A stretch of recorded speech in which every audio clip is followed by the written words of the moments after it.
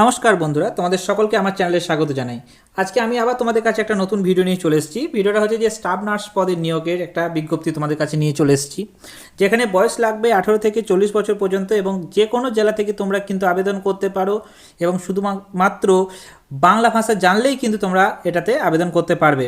যার বেতন হচ্ছে 25,000 করে এবং এর লাস্ট ডেট হচ্ছে 25/3/2026, অর্থাৎ ডেট কিন্তু এখন অনেক আছে, কিন্তু তাই তোমরা প্রথম থেকে ভিডিওটা শেষ পর্যন্ত দেখো এবং তোমরা প্রত্যেকটা স্টেপ জেনে নাও, কারণ এখানে কিন্তু প্রচুর শূন্যপদ আছে এবং তার সঙ্গে কিন্তু সুবর্ণ সুযোগ আসতে চলেছে আমাদের ওয়েস্ট বেঙ্গলের মধ্যেই। আর যারা অবশ্যই কোন জেলা থেকে দেখছো বা কোন জেলা থেকে তোমাদের নোটিফিকেশান জবের দরকার, তারা কিন্তু অবশ্যই কমেন্ট করতে ভুলবে না, অর্থাৎ সেই সব ডিস্ট্রিক্টের ক্ষেত্রে আমি কিন্তু আগে ভিডিও তোমাদের কাছে তুলে ধরবো। তাই চলো দেরি না করে নোটিফিকেশানে যাওয়া যাক। তোমাদের আজকে যে আমি ভিডিওটা নিয়ে এসেছি যেটার জন্য, সেটা হচ্ছে যে স্টাফ নার্স পদে নিয়োগ করা হবে, যেটা হচ্ছে খিদিরপুর অর্থাৎ KMCর আন্ডারে এটা নিয়োগ করা হচ্ছে, কলকাতা মিউনিসিপ্যাল কর্পোরেশনের আন্ডারে, যেখানে তোমাদের টোটাল পোস্ট হচ্ছে 86টি। যেখানে দেখতেই পাচ্ছ আনরিজার্ভ ক্যাটাগরির জন্য টোটাল পোস্ট হচ্ছে 33টি এবং বাকি যে ক্যাটাগরির জন্য সেগুলোতে টোটাল নিয়ে হচ্ছে তোমাদের 86টি পদ আছে। এবং এটার জন্য তোমাদেরকে তাদের ওয়েবসাইটে গিয়ে ভিজিট করতে হবে www.kmcgov.in। সেখানে গিয়ে তোমরা রিকমেন্ড সেকশানে গেলেই কিন্তু তোমরা এই নোটিফিকেশানটা বা তোমাদের এই অ্যাপ্লিকেশানটা তোমরা সেখান থেকে পেয়ে যাবে। আরেকটা কথা বলে রাখি, তোমরা যখন ওখানে সার্চ করবে, সার্চ করার সময় তোমরা কিন্তু অবশ্যই এই ডেটটা দেখবে। তার কারণ হচ্ছে কি না, প্রতিদিন কিন্তু কোনো না কোনো কিছু নোটিফিকেশান কিন্তু ওদের কাছে আপডেট হয় বা আপলোড হয় এবং সেই জন্য তোমাদের ক্ষেত্রে কিন্তু এটা পেতে অসুবিধা হতে পারে। সেই জন্য তোমরা কিন্তু এই ডেটটা দেখবে, নোটিফিকেশান ডেট দিয়ে তোমরা কিন্তু সার্চ করবে, তাহলে অবশ্যই কিন্তু তোমরা পেয়ে যাবে। কারণ অনেক ক্ষেত্রে অনেকেরই নোটিফিকেশান ডাউনলোড করতে অসুবিধা হয়, তার জন্য তাদেরকে এটাই বলা যে তোমরা এই নোটিফিকেশান ডেট অনুযায়ী কিন্তু তোমরা সার্চ করবে, তাহলে পেয়ে যাবে ইজিলি। চলো, এটা কিন্তু তোমাদের 9/3/2026 থেকে কিন্তু এটা শুরু হবে, অর্থাৎ এখনও পর্যন্ত শুরু হয়নি। তাই অ্যাপ্লাই যে লিঙ্কটা, সেই লিঙ্কটা তোমরা এখন পাবে না, তোমরা এটা 9/3/2026 থেকে পাবে এবং 25/3/2026 পর্যন্ত কিন্তু এর ফর্ম ফিল আপ চলবে। এখানে যেটা তোমার এলিজিবিলিটি ক্রাইটেরিয়া যেটা চাওয়া হয়েছে, সেটা হচ্ছে তোমাকে অবভিয়াসলি ওয়েস্ট বেঙ্গলের পার্মানেন্ট রেসিডেন্ট হতে হবে, অর্থাৎ যে কোনো জেলা থেকে তোমরা আবেদন করতে পারো। তার সঙ্গে তোমাদেরকে লোকাল ল্যাঙ্গুয়েজ জানতে হবে, অর্থাৎ কি বাংলা এবং ইংলিশটা কম্পালসারি নয়, কিন্তু বাংলাটা কিন্তু তোমাদেরকে জানতেই হবে। এর জন্য এডুকেশনের কোয়ালিফিকেশান কী লাগবে, এখানে এডুকেশন কোয়ালিফিকেশান বলতে জাস্ট জিএনএমের যদি কোর্স করা থাকে তাও হবে এবং সেটা কিন্তু ওয়েস্ট বেঙ্গল নার্সিং কাউন্সিল থেকে পাস করতে হবে এবং এখানে বিএসসি নার্সিং কোর্স যাদের করা আছে তাদের ক্ষেত্রেও কিন্তু এটা অ্যাপ্লিকেবল, অর্থাৎ এই দুটোই ক্ষেত্রে কিন্তু ওয়েস্ট বেঙ্গল নার্সিং কাউন্সিল থেকে পাস করতে হবে। যারা অলরেডি ব্যাঙ্গালোর বা অন্য জায়গা থেকে করে এসেছো তাদের জন্য কিন্তু এটা নয়, কিন্তু এটা কিন্তু ওয়েস্ট বেঙ্গল নার্সিং কাউন্সিল থেকে কিন্তু তাদেরকে পাস করতে হবে। তাই যারা এটা আগেও বলেছো যে এটা কি অন্য জায়গার বা অন্যান্য বোর্ডের হবে, কিন্তু তাদের ক্ষেত্রে নয়, এটা কিন্তু শুধুমাত্র ওয়েস্ট বেঙ্গল বোর্ডের জন্য। কিন্তু ওয়েস্ট বেঙ্গলে যে কেউ বাসিন্দা এটা কিন্তু অ্যাপ্লাই করতে পারবে। এজ লিমিট, এখানে এজ লিমিট কিন্তু মিনিমাম 18 বছর থেকে 40 বছর পর্যন্ত কিন্তু যাদের বয়স তারাই কিন্তু আবেদন করতে পারবে, অর্থাৎ মিনিমাম 18 বছর বয়স এবং ম্যাক্সিমাম হচ্ছে 40 বছর বয়স। তাছাড়াও কিন্তু এজ রিল্যাক্সেশন পাওয়া যাবে, যাদের ক্যাটাগরি অনুযায়ী যেটা পাওয়া যায় সেটাও কিন্তু এখানে পাওয়া যাবে।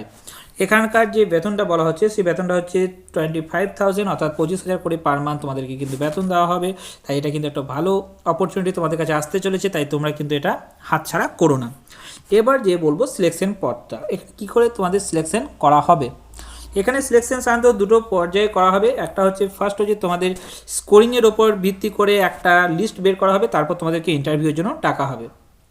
এখানে যে প্যানেলটা বেরোবে সেই প্যানেলটার মেয়াদ বা ভ্যালিডিটি হচ্ছে 1 বছর। এই 1 বছরের মধ্যে কিন্তু তোমাদেরকে সিলেকশন হবে এবং এখানে যে তোমাদের যেটা বললাম দুটো তোমাদের মোডে বা দুটো স্টেজে তোমাদেরকে সিলেকশন করাবে। সেই ফার্স্ট স্টেজটা যেটা বলবো যে স্কোরিংটা, সেটা তোমাদের একবার বলে রাখি যে তোমাদের যে 12-এর মার্কস অনুযায়ী কিন্তু তোমাদের 20 মার্কস ওখানে ভ্যারি করছে এবং জিএনএম বা বিএসসির পদ থেকে সেখান থেকে 50 নাম্বার ভ্যারি করছে এবং ওয়ার্কিং এক্সপিরিয়েন্স থেকে 15 নাম্বার। এখানে 15 নাম্বারটাও কিন্তু ডিভাইড করা আছে, তোমরা দেখতেই পাচ্ছ।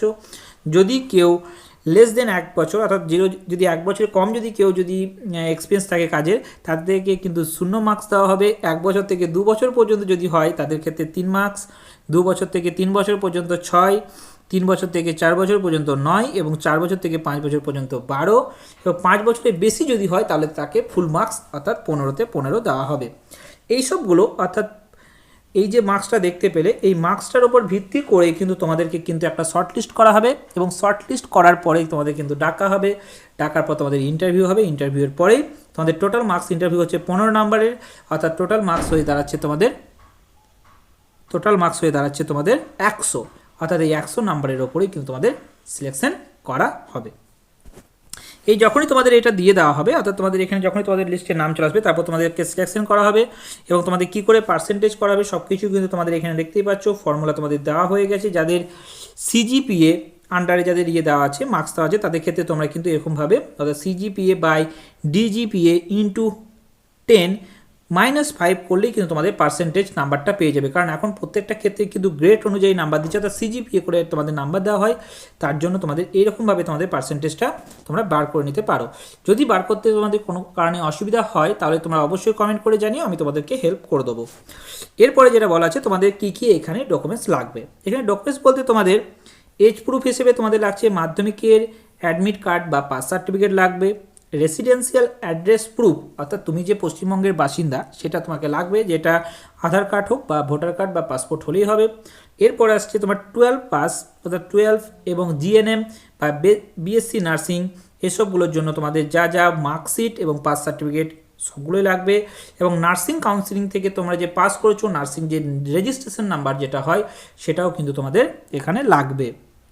তার সঙ্গে তোমাদের যদি ওয়ার্কিং এক্সপিরিয়েন্স থাকে সেই ওয়ার্কিং এক্সপিরিয়েন্সের সার্টিফিকেট তোমাদের এখানে লাগবে, কাস্ট সার্টিফিকেট থাকলে কাস্ট সার্টিফিকেট তোমাদের লাগছে এবং পিডাব্লিউডি হলে পিডাব্লিউডি সার্টিফিকেট লাগবে। যদি ইডাব্লিউএস হও তাহলে ইডাব্লিউএস এর সার্টিফিকেট তোমাদের এখানে লাগবে। যদি স্পোর্টস কোটাতে তুমি যদি পেতে চাও সেক্ষেত্রেও কিন্তু তোমাদের সুবর্ণ সুযোগ আছে, কারণ স্পোর্টস কোটাতেও কিন্তু তোমাদের এখানে দেখিয়ে দিই যে স্পোর্টস কোটাতেও কিন্তু তোমাদের কিছু কিন্তু এখানে ভ্যাকেন্সি আছে। যেমন হচ্ছে দেখো আনরিজার্ভ ক্যাটাগরি হচ্ছে যে দেখো এখানে টোটাল দেখতেই পাচ্ছ এগুলো পুরোটাই হচ্ছে যে তোমার কি স্পোর্টস পার্সন, অর্থাৎ এইটা দেখতেই পাচ্ছ যে আনরিজার্ভ পোস্ট পার্সনের জন্য কতগুলো রয়েছে, 2টি পোস্ট রয়েছে। তাই জন্য যারা অনেক ক্ষেত্রে কিন্তু স্পোর্টস পার্সন থাকে না এবং যারা আছো তারা অবশ্যই কিন্তু সার্টিফিকেটগুলো আপলোড করে কিন্তু তোমরা এটার জন্য অ্যাপ্লাই করে দেবে। এই বাদ দিয়েও তোমাদের যদি আর কোনো কিছু কোশ্চেন থাকে তাহলে তোমরা অবশ্যই বলবে।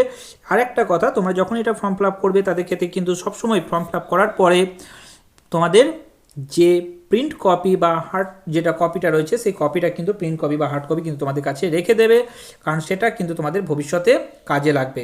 তার জন্য যখনই ফর্ম ফিল আপ করবে তখনই অবশ্যই কিন্তু তোমাদের আইডি পাসওয়ার্ড এবং হার্ড কপি বা যেটা প্রিন্ট কপি যেটা সেটা কিন্তু তোমাদের কাছে রেখে দেবে। এবং এর জন্য যে তোমরা যে ইন্টারভিউর জন্য তোমরা যাবে তার জন্য কিন্তু কোনো রকম ট্রান্সপোর্ট ফি এসব কিন্তু কোনো রকম কোনো কিছু দেওয়া হবে না, তাই নিজেকেই কিন্তু সেই খরচা বহন করতে হবে, কারণ এখানে কিন্তু প্রত্যেকটা নোটিফিকেশানই বলে দেওয়া হয় যে এসবগুলো দেওয়া হয় না। আর তোমরা কিন্তু অবশ্যই এই ওয়েবসাইটে গিয়ে এই নোটিফিকেশানের ব্যাপারে তোমরা একবার দেখে নেবে। আশা করি ভিডিওতে তোমাদের সব কিছু বোঝাতে পেরেছি। এর বাদ দিয়েও যদি তোমাদের কোনো কিছু কোশ্চেন থাকে বা কোয়ারিজ থাকে তাহলে অবশ্যই তোমরা কিন্তু কমেন্ট করে জানিও, তোমাদেরকে অ্যান্সার দেওয়া আমি চেষ্টা করব। আশা করি ভিডিওটা তোমাদের ভালো লেগে থাকবে। যদি ভালো লাগে তাহলে অবশ্যই লাইক শেয়ার কমেন্ট করে দিও এবং সঙ্গে সাবস্ক্রাইব করে দিও। Thank you.